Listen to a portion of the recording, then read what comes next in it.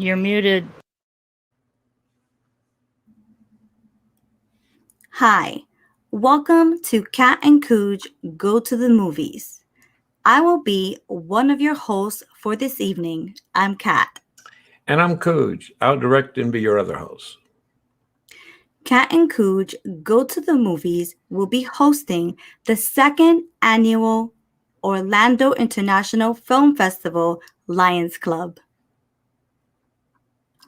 Our purpose is to explore and highlight unique films with important social messages, as does the Film Fest.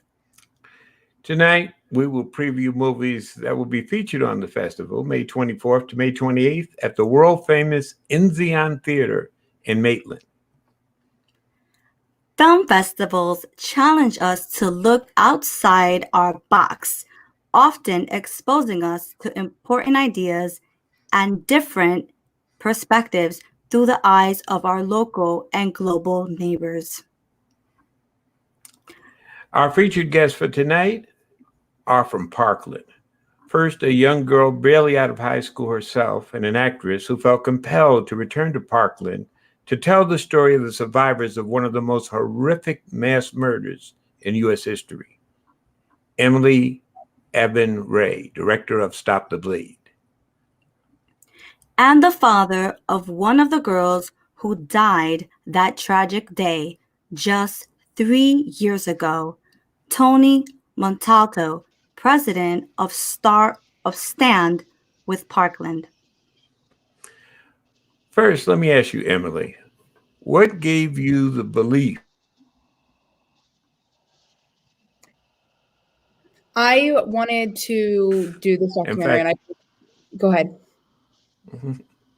Yeah, I was saying, what gave you the belief that with no professional experience, you could make this documentary in the first place, and more importantly, that you'd be taken seriously by the families and survivors of the tragedy?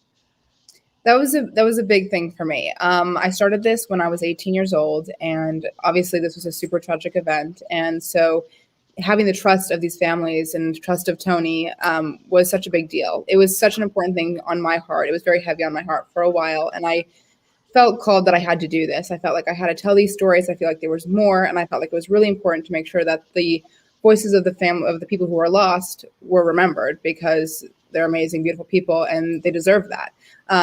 It was definitely daunting to take such a serious and very important subject matter that means a lot to so many people as my first project. But I think that made it all the more important to me and all the more dedicated. And I made sure that I put every single effort to make sure that I was telling the stories of these families and not anybody else. That was my focus. How did you raise the money and learn what to do, how to operate a camera, the set, the lights, the sound, and editing the story, of course?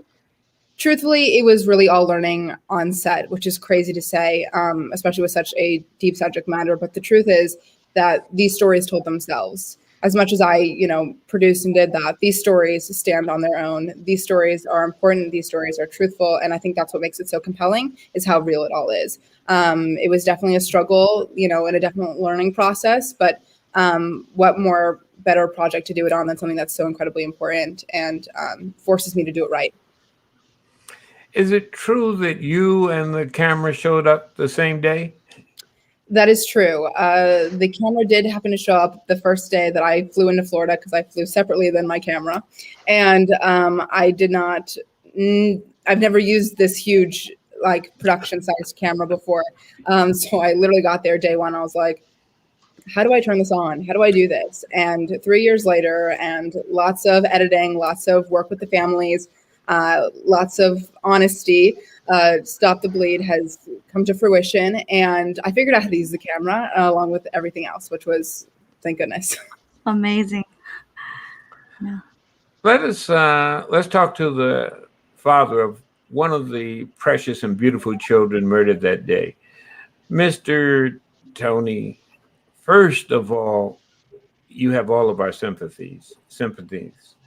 I cannot imagine the grief.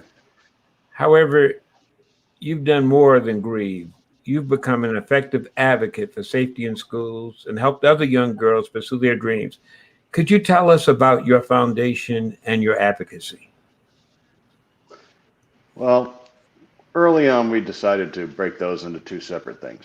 So the first thing is our Gina Rose Montalto Memorial Foundation, and that honors our daughter and helps others achieve their dreams. Uh, the next thing that we decided to do is all our families who lost somebody realized that the status quo wasn't working. So we came together to form Stand with Parkland, the National Association of Families for Safe Schools. Um, we look at school safety in a little bit of a different way than most groups. We look at it holistically. We realize that we need to fix the security of our campuses. We realize that we need improvements in our mental health screening and support programs.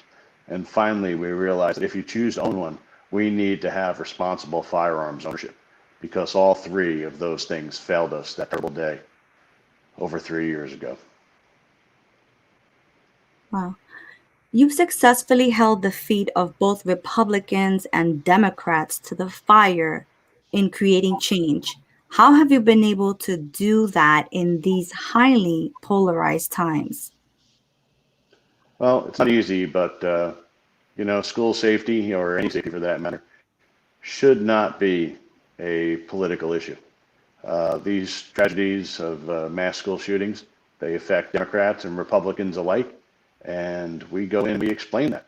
The bullets that day did not discriminate. They didn't ask what side of the aisle you were on. They took all the lives of our children and our spouses that terrible day. So we encourage people to come together to solve these problems. Those of us in the middle keep getting overrun by the people on the left and the people on the right, and those voices cross over our heads. But the mission of Stand with Parkland is to bring forth pragmatic and practical ideas that we can agree on, come to a consensus position, and then go and change the laws and policies that will keep all of America's children safe in school. Has it been easy to get those policymakers and supporters to listen to your story or even watch this movie?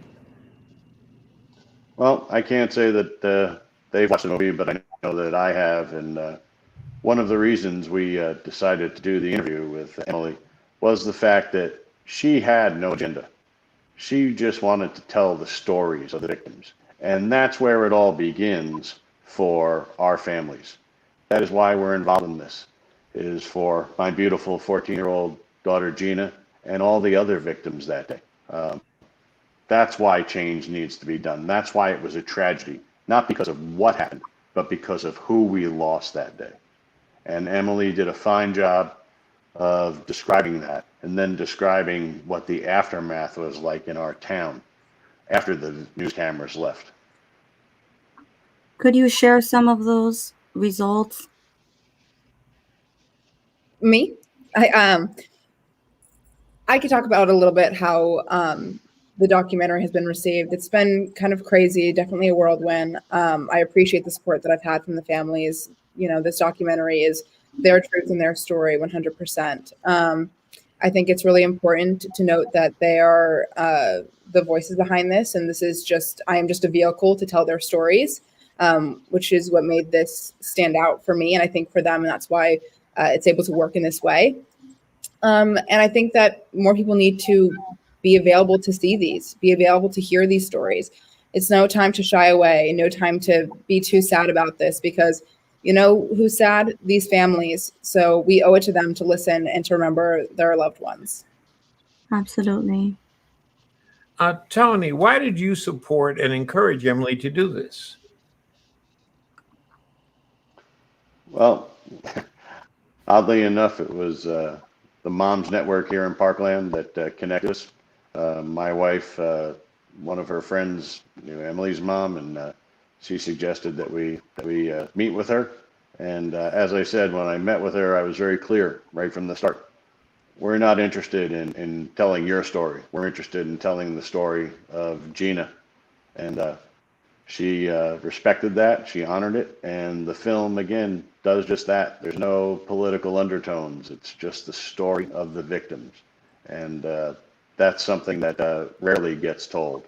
Sadly, we all remember the perpetrator of these horrible acts, but we, as a country, rarely remember the victims. And Gina and her 16 other wonderful souls that were taken that day are the ones that deserve not to be forgotten. To our audience, you can see this movie either virtually or at the festival. It's scheduled for showing Wednesday morning, followed by discussion with Emily and Tony. You'll be there? Are you coming I will up? be there. And some other Yes. surviving family members as well. That's I great. hope so. This is a sad story, but it definitely needs to be told and listened to. Join us at the festival and participate in the discussion on making safe what should be the safest place on earth for children, their school. Now let's turn to the ambassador of the Orlando Film Festival. Dr. Arlene is also head and judge and a member of the board. Ambassador Dr. Arlene, before getting into some of the other topics, what impressed you about the Stop the Bleed movie to feature it so prominently at the festival?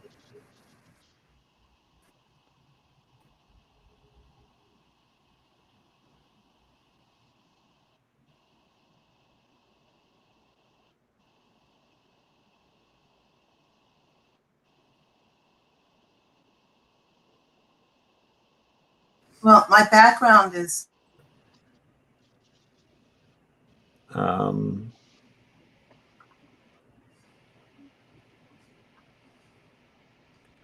Kat, while we're waiting, could you tell us about the hot workshops? Sure. They could not be hotter or more relevant. Think and Grow Rich is one of the workshops hosted by Dr. James Dantley, the title sponsor of the OIFFC event, Raising the Cash by workshop hosted by our one and only director, KOOGE, with Scott DuPont and Louise Levinson, all experts on raising capital for film and TV projects. Tricks of the Trade by director, Woman in Film TV, hosted by Art Smith. Art and Culture Embrace Diversity, hosted by Terry Olson. Workshop on documentary on John Stark's story. John Stark is scheduled to be there. The story of Parkland. Some of the Parkland survivors, heroes, advocates will be there as well. Ambassador Arlene, I think you're back. yes, I'm back. I was asking what was it that caused you to feature the Stop the Bleed story so prominently in the schedule of the festival? As a psychiatrist, I've seen many individuals and groups dealing with grief is something we don't have to be alone in doing. So for me to give a platform to this film and honor the families and their loved ones that were lost was an important mission. So I was very grateful to have a platform to help get this message out and to help people work through and to see what we can do to make people more aware and to take a stand to get something done so we don't have to deal with this as often as we're dealing with it. Ambassador Arlene, would you please tell us about the tickets, costs, or where to buy them? Okay. First thing I want to say, though, is people have asked me which day is the best day, and they're all good. For Stop the Bleed, you're talking about Wednesday, May the 26th. I want to be clear about that. Each day there's a very special film or group of films. So if you can do the entire week, you'd have access to over 100 films. That's a really good deal. If we have a slide, I believe, on the prices. Yes. For the 1-day pass, you can buy it for $35. 2-day pass is $50. 3-day pass is $75. 4-day pass is $100. All 5 days is $125. And when I say these day passes, I'm talking about if you can come to the theater and watch with us, and there are many advantages that can't be shown on the virtual showing. You'll be able to meet a famous basketball player, for example, who will be present. There's a documentary on John Stark, and he will be there. And there are others that will be there that if you're just doing the virtual tickets, you may not be able to see all of the special guests that we're going to have, and some of the discussion may not all be captured on the virtual. We'll do our best, but being there in person will be special. And also on Friday night, we have a Wakanda style rap style party that may not be on virtual either. So there are a lot of things if you're there live, it's with it. However, if you can't come in person, the virtual ticket opens up so many movies for just $25. And then if you use the very special pass, it's all caps DRA. You can think Dr. Arlene, D, capital R, capital A, and we'll take $5 off all tickets and passes. This is a very special week for us from May 24th through May 28th. Special events going on if you can meet us live, or definitely join us virtually. I am super excited. You can also go to the you can go to the internet, which is www.oiff.us.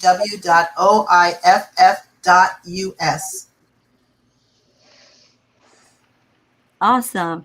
The Cat and KOOGE show has a special offer. Tell them, KOOGE. Just as Dr. Arlene, I'm sorry, Dr. Arlene I'm sorry. said, I used to live in DC for quite a bit of years. If you're going to the website to buy your ticket online, whatever ticket you buy, you get $5 off. Simply remember to enter the code DRA. Think Dr. Arlene.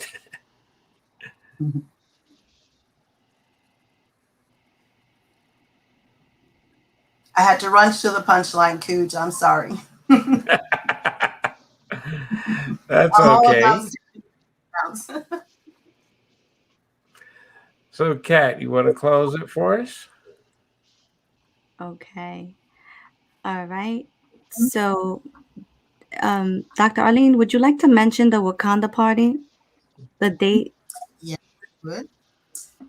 This is sort of the wrap to the entire film festival. We will be sharing so many films, and we've made room for discussion because for me, just seeing the film and not being able to talk about it is difficult. I've gone to a lot of film festivals where they cram in a lot of films. They don't have time to discuss it with the audience, and all your thoughts are right there, so raw. So we've tried to include as many discussion points as we can, and panel workshops, full hour-long panel discussions, at least 30 minutes to try to discuss, at least getting started. And then we can always go back to the hotel and continue the discussion because we have rooms there at the Sheraton Hotel that we can have 24/7. So if you want to stay up till 1 o'clock in the morning discussing the films, we'll be right there with you. So we're excited about this week. And then we end it with on Friday night, starting, I believe, at 6:30 or 7, will be a Wakanda style wrap party. You can wear whichever you like, but we're coming with a certain theme, and it should be a lot of fun. We can kind of relax, unwind, continue the discussions of what we've learned, meeting filmmakers, supporting one another, and I look forward to it and invite you to join us. And KOOGE may even have another special concerning that too. I won't steal your thunder there, KOOGE.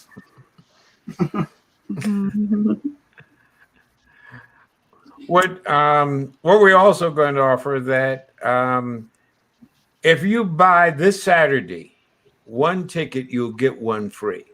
So to get your free ticket, email us at qualeyworks@gmail.com and mention this program. Thank you, Ambassador Arlene, for joining us and sharing details of this upcoming and exciting film festival and Wakanda style rap party.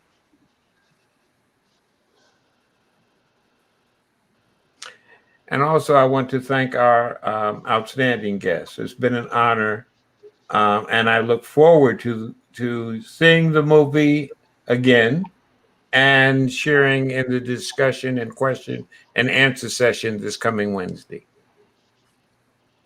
Thank you. Thanks for having us. And thank you most of all to our audience. Let us know what you think.